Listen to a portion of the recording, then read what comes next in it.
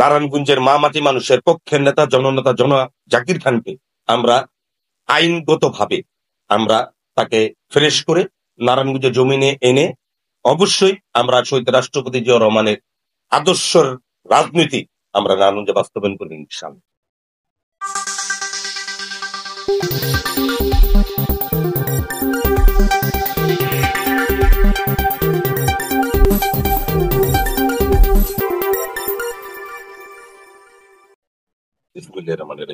আপনাদের চ্যানেলকে মোবারকবাদ ও ধন্যবাদ জানাচ্ছি।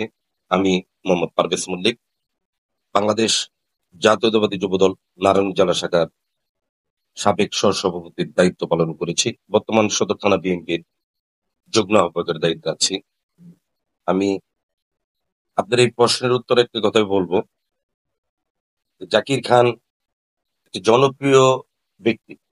জাকির খান দুঃসময়ে আন্দোলন সংগ্রামে শত শত হাজার নেতাকর্মীদের সাহায্য জোগানোর একটা মডেল। এই কারণে সবসময় যখন বিএনপি বিরোধী দলে ছিলেন ততবারই সেই সরকার দলের রসনালে পড়েছে। এটা নারায়ণগঞ্জ সহ তথাগত সারা বাংলাদেশে বিএনপি পরিবারের এবং অঙ্গ সংগঠনের সারা বাংলাদেশের বিএনপি পরিবারের সকল নেতাকর্মীদের কাছে এটা একদম পরিষ্কার। কারণ তার রাজনৈতিক জীবনে কোনোদিন কোনো সময় সে আদর্শ নীতি সাথে কোনোদিন বেমানি করেন। বাংলাদেশে সময়ের কারণে অনেক বিএনপির নেতারা হয়তোবা সরকার দলের হামলা মামলাকে ভয় পেয়ে কিছুটা পিছে পা দিয়েছে, কিন্তু সে আজকে তার পরিবার পরিজন, তার ছেলে মেয়ে, তার স্ত্রী, তার আম্মা, তার ভাই বোন, তার আব্বার যত ওয়ারিশ আছে সবাইকে দেশে রেখে দীর্ঘদিন সে দেশের বাইরে থেকেও শহীদ রাষ্ট্রপতি জিয়া রহমানের আদর্শকে নারায়ণগঞ্জে বাস্তবায়নের জন্য একজন নেতা হিসাবে যতটুকু তার করা দরকার বা প্রয়োজন ছিল সে তার চেয়ে বেশি করার প্রচেষ্টা করেছেন ইনশাআল্লাহ। এটা আমাদের দাবি। কিন্তু জাকির খান বিএনপির একটা মডেল। জাকির খান নেতাকর্মীদের দুর্দিনে দুঃসময়ের পাশে থাকার একটা আদর্শ এবং সাহস। এই কারণে এই অবৈধ সরকার বিগত দিনের শেখ হাসিনার নেতৃত্বে যে কটা নির্বাচন হয়েছে, প্রত্যেকটা নির্বাচন জনগণের সমর্থনের বাইরে ছিলেন। প্রত্যেকটা নির্বাচন আমরা দেশনেত্রী বেগম খালেদা জিয়া ও আগামী দিনে সোনার বাংলাদেশের রাষ্ট্রনায়ক জনাব তারেক রহমান সাহেবের নির্দেশে প্রত্যেকটি নির্বাচন বিরোধী আন্দোলন আমরা মাঠে ময়দানে বাস্তবায়ন করার চেষ্টা করেছি ইনশাআল্লাহ। কিন্তু আপনারা দেখবেন সাবেক জেলা বিএনপির সভাপতি ছিলেন অ্যাডভোকেট তৈমুর আলম খন্দকার। তিনি অর্থের লোভ লালসায় শেখ হাসিনার একটা নির্বাচনে অংশগ্রহণ করে এই দেশের জনসাধারণের যে ভোট অধিকার, সেই ভোট অধিকার সেই মানুষ থেকে ছিনিয়ে নিতে চেয়েছেন শেখ হাসিনার মধ্যে। আর ওই তৈমুর আলম খন্দকারী একটি সাজানো বানোটো একটি হত্যা মিথ্যা মামলায় আমাদের রাজনৈতিক জীবনের শিক্ষক, জাতীয়তাবাদী ছাত্র দলের সাবেক সংগ্রামী সফল সভাপতি জননেতা জনাব জাকির খানকে ওই মামলাটায় আসামি করা হয়। কিন্তু আমরা নারায়ণগঞ্জের সবাই জানি যে জাকির খান যখন জেলা বিএনপি সাধারণ সম্পাদক প্রার্থী ছিলেন, ঠিক ওই সময় অ্যাডভোকেট তৈমুর আলম খন্দকার সাহেবও জেলা বিএনপির সাধারণ সম্পাদক প্রার্থী ছিলেন। কোনোভাবে যাতে জাকির খান জেলা বিএনপির সাধারণ সম্পাদক হতে না পারে, তার পদ পদবীর লোভ লালসার কারণে তিনি যেন অনেক আগে থেকেই লোভী ব্যক্তি ছিলেন।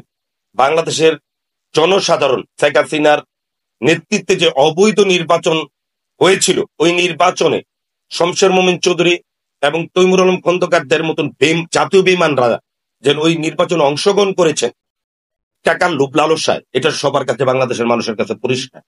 যেন তৈমুর আলম খন্দকার একজন লোভী ব্যক্তি। তিনি অর্থ পদ পদবী, বিটিসির চেয়ারম্যান সেই দলের থেকে অনেক সুযোগ সুবিধা পাওয়ার পরও, জেলা বিএনপির সেক্রেটারি, সভাপতি, অনেক কিছু হওয়ার পরও সেই দলের সাথে বেমানি করতে বিন্দুমাত্র কোনো কৃপণতা করেনি। সেই যে জাতীয় বিমান, এটা বলার আরো কোনো অপেক্ষা থাকে না। তাই এই জাতীয় বিমান শেখ হাসিনার বাংলাদেশ থেকে পালিয়ে যাওয়ার পরও এই শেখ মুজিবের পেতাত্তা হিসাবে তৈমুর আলমদের মতন লোক এখনো প্রকাশে ঘুরে বেড়ায়। ওদের মতন জাতীয় বিমান যে দেশে বেমানি করে প্রকাশ্যে শেখ মুজিবের পেতাত্তা হিসাবে প্রকাশ্যে ঘুরে বেড়ায়, ওদের মতন বেইমান মির্জাফর, ওরা তো অবশ্যই জাকির খান ছাত্র দলের সোনালী অতীত। জাকির খান একটা আইকন বিএনপি পরিবারের জন্য। এই ধরনের একটা হেভিট জনপ্রিয়তার নেতাকে কারাগারে বন্দী করে রাখার জন্য যত রকমের ষড়যন্ত্র করা যায়, এই শেখ মুজিবের পেতাত্তা হিসাবে তৈমুর আলমদের মতন লোকেরা তারা বাধাগ্রস্ত করবে, এটি স্বাভাবিক। অবশ্যই আপনার প্রশ্নের উত্তর যে জাকির খান বিশাল বড় একটা ষড়যন্ত্রের শিকার। কারণ জাকির খানের মতন হেভিয়েট নেতা যদি আজকে নারায়ণগঞ্জের জমিনে রাজপথে আন্দোলন সংগ্রামে সঠিক ভাবে নেতৃত্ব দিতে পারেন, তাহলে ওই বঙ্গবন্ধুর প্রেতাত্মাদের যে মিশন, ওই দেশের বাইরে বসে, ভারতে বসে শেখ হাসিনা বাংলাদেশের মানুষের যে জানমালের ক্ষতি করার যে একটা অরাজকতা, নশকতার নির্লক্ষা তৈরি করতেছে, ওই ধরনের নির্লক্ষাকে বাস্তবায়ন করতে নারায়ণগঞ্জে জাকির খানের মতন নেতা যদি বাইরে থাকে তাহলে কষ্ট হয়ে যাবে।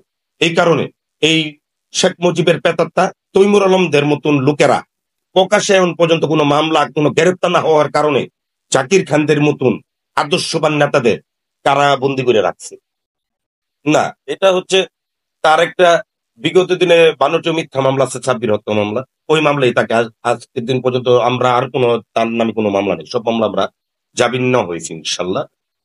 একটি মিথ্যা মামলায় তাকে এখন পর্যন্ত আর কি এটারে তৈমুর আলমে এই বিভিন্ন কায়দায় কৌশলে তৈমুর জাকির খানের মতন এই শহীদ রাষ্ট্রপতি জিয়াউর রহমানের আদর্শবান একজন নেতাকে সে নারায়ণগঞ্জে ওপেন হইতে তার আপত্তি। বাংলাদেশে কেউ আপত্তি নেই, কিন্তু বাংলাদেশে একজনই মির্জাফরের আপত্তি। সে মির্জাফরটা হচ্ছে শেখ মুজিবের পেতাত্তা, শেখ হাসিনার স্নেহভাজন ব্যক্তি। এই তৈমুরের আপত্তি। বাংলাদেশে আর কেউর কোনো আপত্তি নেই। আপনি নারায়ণগঞ্জের প্রত্যন্ত অঞ্চলে হাটে ঘাটে, পাড়ায়, মহল্লায়, বাজারে বিভিন্ন শ্রেণী পেশার মেহনতি মানুষের সাথে আপনি কথা বলে দেখতে পারবেন, জানি তারা জাকির খানকে এক নজর দেখার জন্য অনেক অপেক্ষাবান। জাকির খান মসজিদ কমিটিতে ছিলেন, মন্দির কমিটিতে ছিলেন, পঞ্চায়েত কমিটিতে ছিলেন, স্কুল ম্যানেজিং কমিটিতে ছিলেন, দেবকাটাকাপুর মার্কেটের সাবেক প্রেসিডেন্ট ছিলেন। জাকির খান জেলা ছাত্র দলের সাবেক সভাপতি ছিলেন। বর্তমানে সে মহানগর বিএনপি নেতা হিসাবে তিনি দূরে থেকেও, কারাগারে থেকেও সে নেতৃত্ব দিয়ে যাচ্ছেন। মানুষ তার প্রতি খুবই দুর্বল। মানুষ চান যে জাকির খান একটা সতের ন্যায়ের আশার আলো, সৎ এবং ন্যায় আশার আলো। জাকির খান একটা মানুষের, গরিব দুঃখী মেহনতি মানুষের একটা অন্ধকার রাস্তার আলো। জাকির খান তার জীবনে ছাত্র রাজনীতি রানিং করার সময়, সেই স্কুল, ভার্সিটির ছাত্ররা যখন অর্থের জন্য স্কুলে ভর্তি হতে পারে না, কলেজে ভর্তি হতে পারে না, সে তার বাবার নিজস্ব ফ্যামিলি অর্থায়নে আমার ওই গরিব দুঃখী মেহনতি আমার মা বোনদের পরিবারের পাশে ছিলেন। জাকির খান একটা গরিব মেয়ের বিয়ে হলে সে অর্থনৈতিক ভাবে সে সহায়তা করতেন। জাকির খান আপনার আব্বা আম্মা কোন অসুস্থ, কোনো অপারেশন হলে সে অর্থনৈতিক ভাবে সহায়তা করতেন। এই কারণে জাকির খানের 2000 সালের একটা সংবেদনায় লক্ষ লোকের সমাগম করছে। ওইখানে কোন ধরনের, কোন রকমের কোন স্ট্যান্ডের লোক ছিল না, কোন গার্মেন্টসের শ্রমিক ছিল না। সারা নারায়ণগঞ্জে আমাদের হাজার হাজার মা বোনেরা সেদিন বাড়িতে আর রান্না করে নেই, একবেলা দুপুরে খানা খায় নেই। অনেকেই পাউরুটি, কলা, বিস্কিট খেয়ে জাকির খানকে উচ্চ সম্মান দেওয়ার জন্য সবাই জাকির খানের ওই সংবেদনায় বিনা স্বার্থে প্রেজেন্ট হয়েছে। এমন একটা জনপ্রিয়তার লোকের বিরুদ্ধে এই 2-4 জন শেখ মুজিবের পেতাত্তারা থাকবে, এটাই বাস্তবতা, এটাই স্বাভাবিক।